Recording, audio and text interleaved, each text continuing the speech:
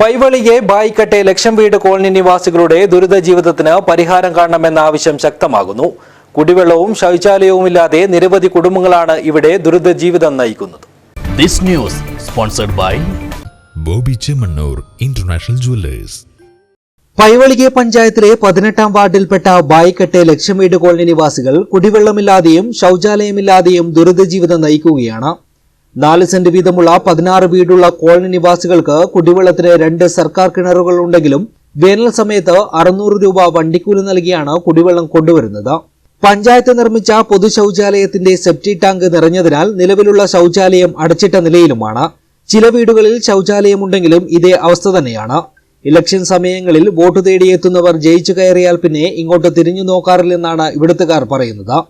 ഇവിടെ വെള്ളങ്ങളില്ല, ഒരുപാട് സമയത്ത് വെള്ളമില്ല. ബാത്റൂമിൽ പോകാൻ എന്തിനും വെള്ളമില്ല. കിണറിലാണ്, അതിലും വെള്ളം കിട്ടുന്നില്ല. പൈപ്പ് ലൈനാക്കിയിട്ടും വെള്ളം വന്നില്ല. ഇവിടെ കുറേ വർഷങ്ങളായിട്ട് ഇങ്ങനെ ബുദ്ധിമുട്ടുന്നുണ്ട് വെള്ളമില്ലാതെ.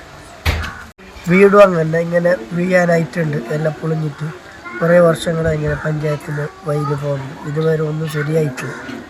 കുട്ടികളും പ്രായമായവരും ഉൾപ്പെടെയുള്ള പ്രദേശത്ത് കുടിവെള്ളം പോലും നൽകാൻ കഴിയാത്ത ജനപ്രതിനിധികൾക്കെതിരെയും വോട്ട് തേടിയെത്തുന്ന രാഷ്ട്രീയ നേതാക്കൾക്കെതിരെയും ശക്തമായ പ്രതിഷേധമാണ് ഉയർന്നുവരുന്നത്. നിലവിൽ കോളനിയിൽ നിരവധി കുട്ടികളുണ്ടെങ്കിലും സമീപത്ത് അംഗനവാടിയില്ലാത്തതിനാൽ കുട്ടികൾ കിലോമീറ്ററുകളോളം നടന്നാണ് അംഗനവാടിയിലേക്ക് പോകുന്നത്. ഈ ദുരിതം കാരണം അംഗനവാടിയിലേക്ക് പോകാത്ത കുട്ടികളും നിരവധിയാണ്. News bureau, Uppala.